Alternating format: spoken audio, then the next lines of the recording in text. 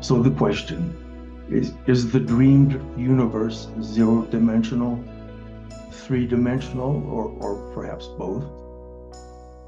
Because space and time are not inherent in reality, I would think zero-dimensional. Yes. And if this is so, does anything material or physical really exist? Yes. Stephen, I agree with everything you say, with apart from one little thing which I'll come back to. But first of all, uh, I'd like to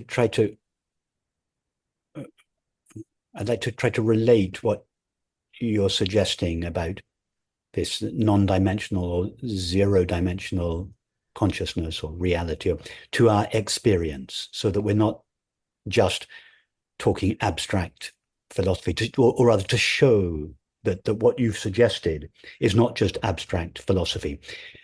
Take the experience of deep sleep, and in which the mind, by the mind in this context, I refer to thinking and perceiving. So in deep sleep, there's no thinking and perceiving. There's just the awareness of being. Yes. Now, in your experience of deep sleep, which is just the experience of pure being, does that, in your actual experience, does that experience take up any time or space? No. No. Perfect. Right there is the experiential evidence that our being or pure consciousness, being and pure consciousness, I use the words synonymously. It it is present and aware, but has no dimensions. It's not extended in time or space. And we all experience this.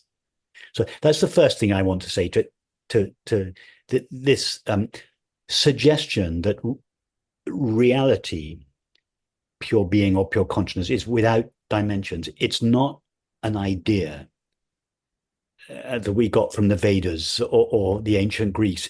It's derived from our experience, and in fact, we have this experience every single time we fall asleep. So that's the first thing. So the second thing that I would suggest, it is this non-dimensional, zero-dimensional, or dimensionless being or consciousness that, so to speak, expands itself into the universe as we know it. Now, how does it do that? You said that, if I understood you correctly, you said that this, which I do equate with this zero-dimensional presence, the one creates space and then dreams the universe within that space. No, I would say that the space is part of the dream. It doesn't create the space and then dream a universe within it. The space is part of the dream. Just like when you fall asleep at night and you dream that you're walking on the streets of Paris, you don't first create the space and then create the streets of Paris with you walking on it. It's all simultaneous. So, okay, now we could ask, what is the mechanism by which the dimensionless consciousness expands itself as the universe of time and space as we know it? The mind, thought and perception.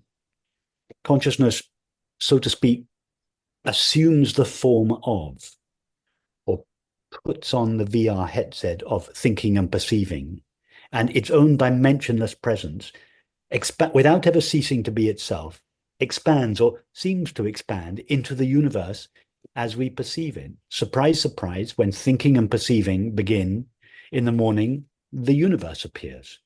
When thinking and perceiving disappear when we fall deeply asleep, the universe, its reality doesn't disappear, infinite being, but its appearance disappears, which comes on to your last question. Is anything ever really created? No, nothing is created.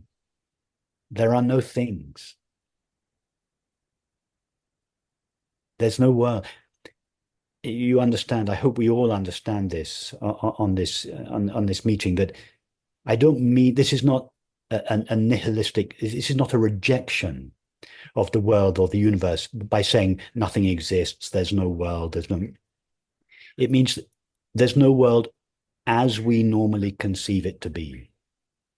The world that we normally conceive, a multiplicity and diversity of objects made out of matter, that world doesn't exist in its own right. The landscape in the movie doesn't exist as a landscape. It's not real as a landscape, but it is real as the screen. The world as we perceive it is not real as a world, but it is real as infinite consciousness. So we're not denying the reality of the world by saying there is no creation or that nothing exists. On the contrary, we're upgrading the apparent reality of the world from physical material stuff to consciousness or love, because love is the nature of consciousness. So yes, you're absolutely right. No thing exists in its own right. There is only the one appearing through the lens of thought and perception as time and space and all the events and objects that they contain, but never actually ceasing to be the one. There's only that. And I was going to say, and we are that, but there is no we to be that. There is just that. Yes. Refracting itself through the lens of thought and perception into this amazing display, this incredible world of experience, but never ceasing to be itself. And that experience, this absolute absence of otherness, of this absence of two or many, that is love. That is the experience of love, the absence of two or many, the absence of separation, unity. And every time we experience love or beauty, reality is impressing itself upon us, showing itself to us in the realm of experience. Very emotional. Thank you.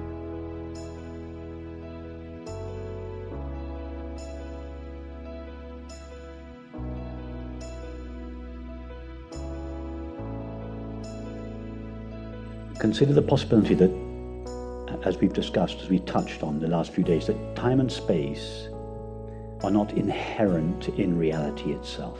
There's no time or space inherent in reality. Reality itself is eternal and infinite. It has no dimensions. It is not extended in one dimension of time or in 3 dimensions of space or in any other dimension. There's no dimension there. It's formless. We experience time and space. Why? Because of the way our finite minds are configured. A human mind consists of 2 faculties, thinking and perceiving.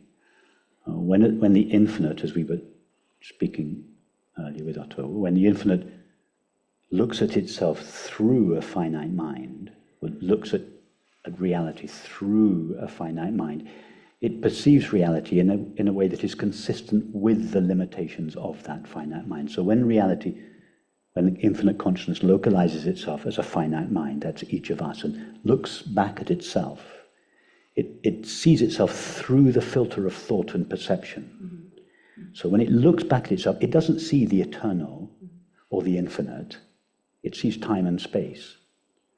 Time and space are how the eternal, infinite nature of reality appear when viewed through a finite mind, or viewed through a finite mind that consists of thinking and perceiving. So time and space are they're part of the orange glasses through which we look. They make the white snow appear orange. Our faculties of thinking and perceiving our faculties of thought make the eternal appear as time. Our faculty of perception make the infinite appear as space. So imagine so there's no real. So think of the events in history that we think that follow each other sequentially. In reality, there's no sequence. Somehow, in a way that a human mind, by definition, because of its limitations, cannot understand, we cannot understand how this sequence of events that we call history didn't really take place in time. The best we can do is say they're all stacked up on top of each other rather than extended in a line. That the events in the novel are all stacked up on top of each other, they're not extended in time. But a human mind just cannot, we can't imagine what that would look like because of our own limitations. This is the bit I want to get to now. But imagine something that causes the configuration of the mind to shift.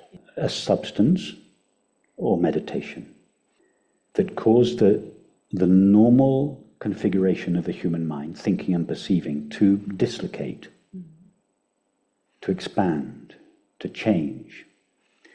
Reality would then appear in accordance with this new configuration of the mind. And it would then be possible to get a glimpse of different timelines, different dimensions even. Yes. Because the glasses, we're no longer looking through orange glasses, we're looking through green glasses. Suddenly the snow appears green, not orange. But as long as we're looking through orange tinted glasses, we cannot see the green snow. So if you change the lens, change the faculty of thinking and perceiving through substances or meditation or any other means, then what we know as time and space could shift. And then there could be, you could somehow experience parallel lines of time, possibly. Reality itself wouldn't change, but our view of reality would no longer be fixed to 4 dimensions of time and space. If our perceiving faculties change, the perceived changes.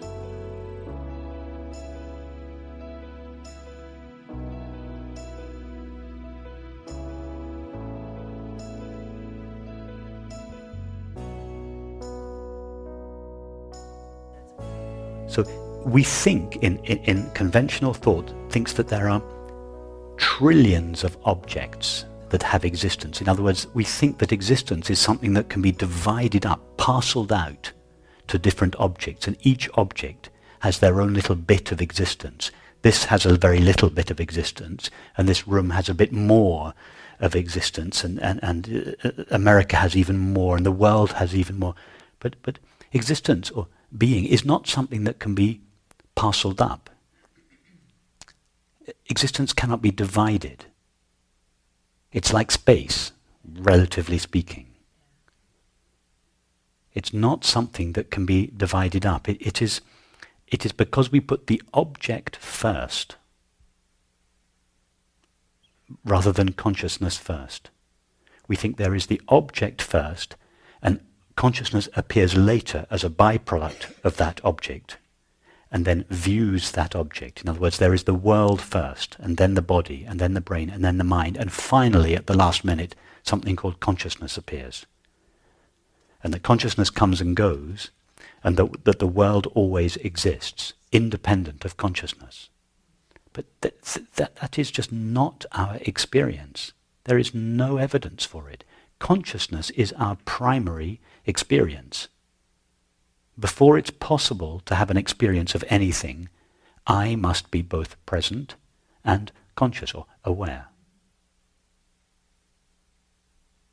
So we should put consciousness first. Everything else is downstream of consciousness. Everything else comes after consciousness.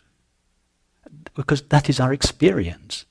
I'm not talking about beliefs or ideas or theories. I'm just talking simple experience. In order to experience anything, you must first have 2 qualities. You must be present and you must be aware. That's what you essentially are, present and aware. That is being and knowing. In other words, awareness.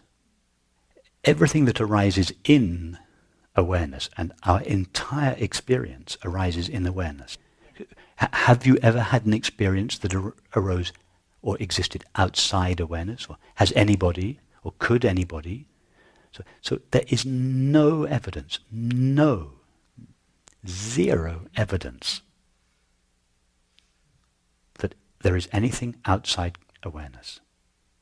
Why do we believe as a culture that awareness or consciousness is the last thing to appear in the chain of evolution? That first there was the physical universe, and then at a late stage the brain developed, and in the brain the mind, and finally awareness. It's simply not our experience. Our experience is that there is awareness. Before Abraham was, I am. Awareness is here first, before time. Everything, all anybody's experience appears in awareness. When something appears in awareness, it comes into existence. Yes? Take a thought now, any thought. That thought arises from inside awareness. Let's imagine that awareness is now like a space. The thought arises inside awareness. Yes? Now, what is there in awareness prior to the arising of the thought, other than just awareness? Nothing. So what is the thought made of? There's nothing else there for it to be made of. Okay, so when the thought arises, it's made of awareness, but because it has objective qualities, it seems to be something other than awareness. It seems to be like an object in the space of awareness, like a cloud in the sky. Now, that object seems to exist in its own right. Yes, the thought seems to have existence. Or let's now, instead of thinking of imagining a thought arising in awareness, let's say a perception arises in awareness. It arises in exactly the same place as your thought arises, and it is made out of the same stuff. Yes? All you know of this glass is perception, and perception arises within awareness. And what is there in awareness prior to the perception that the perception can be made of? Just awareness. So the thoughts and the sensations and the perceptions, they appear in awareness, they are known by awareness, and they are made of awareness. It's all that's there. I'm just talking experience, I'm not talking philosophy. Yeah?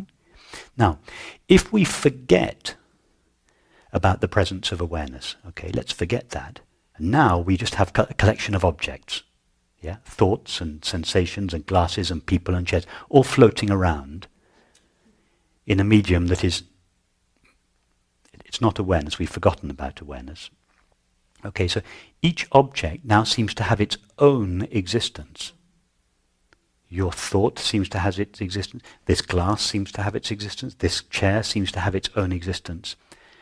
But the only reason why objects each seem to have their own separate existence is because we have forgotten or ignored the medium in which they arise. In reality, every object appears in awareness and borrows its existence, or the beingness of the object, the isness of the object, the existence of the object, actually belongs to consciousness. From the point of view of a temporary finite consciousness, that is, from the point of view of a consciousness that has apparently been limited to an object, the body. And this mixture of consciousness plus the body is what is called mind.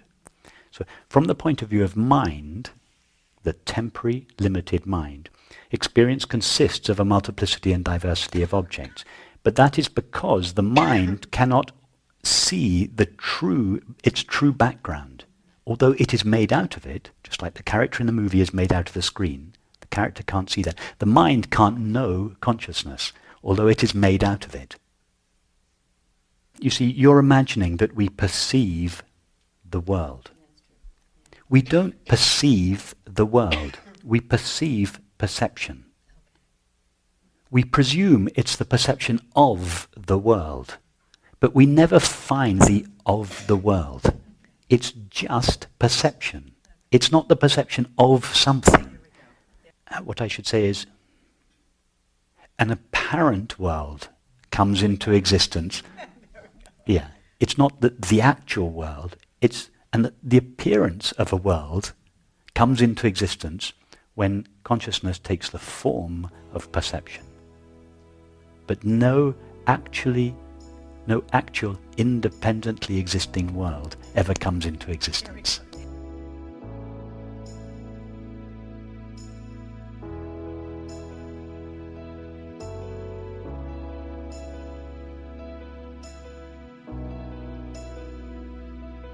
The idea that reality is unknown belongs to a lesser stage of understanding than we tend to discuss here. Because the idea that reality is a mystery or unknown is a concession to the mind that believes that the things that it does know are real.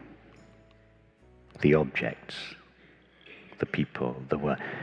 If we think that objects are objects, if we think that things are things, if we think that people are people, then their reality cannot be known by the mind that thinks that objects are objects and people are people. So in reference to that belief, the reality of the material world, it is legitimate to say that reality is a mystery or unknown. But it's a concession, at best, to the belief that the things that we know are real. Now, at this stage of the level of understanding at which we speak almost all the time, we don't credit objects and people and the world with an existence of their own. We see them all as an appearance of the one reality.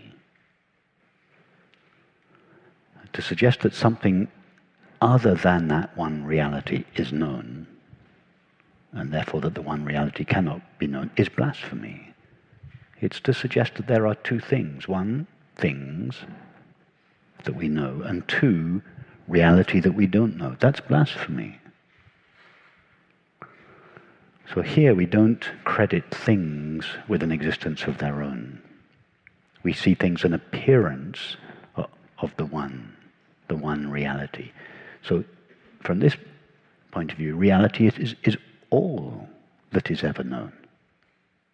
It's things that are unknown. It's not that we know things and that reality is unknown. It is that we know reality. It's the only thing there to be known. And the things that we used to think that we know have never been found. They never even came into existence, either to be known or not to be known. It says this beautiful line in the Bhagavad Gita, that which is known, this is my translation of it, that which is known by the mind is never known by consciousness, and that which is known by consciousness is never known by the mind. So that which is known by the mind, that is objects, can never be known by consciousness. The infinite consciousness cannot know a finite object. The infinite can only know the infinite. So that which is known, or rather that which seems to be known for the mind, 10,000 things, is never known by consciousness. But that which is known by consciousness itself, the one infinite reality alone, can never be known by the mind. So the understanding that things are known and reality is never known is the point of view of the mind. From the point of view of the mind, it's true, reality cannot be known by the mind. But here we tend to say all that is known is reality. In other words, we take the point of view of consciousness. So you're right. The unknown, you see, from the point of view of the mind, objects are real, and this reality that can never be known is somehow sort of abstract and metaphysical, and we just presume it's there, but we can't know it. In reality, it's the other way around. All that is known is reality, and the objects that the mind seems to know, they are abstract. Nobody has ever found an object. It's matter. Objects made out of material things, that's abstract and metaphysical. Those things are never found. The things that the mind thinks that it knows are actually never found. All that is ever known is reality, infinite consciousness, and it is consciousness that knows that.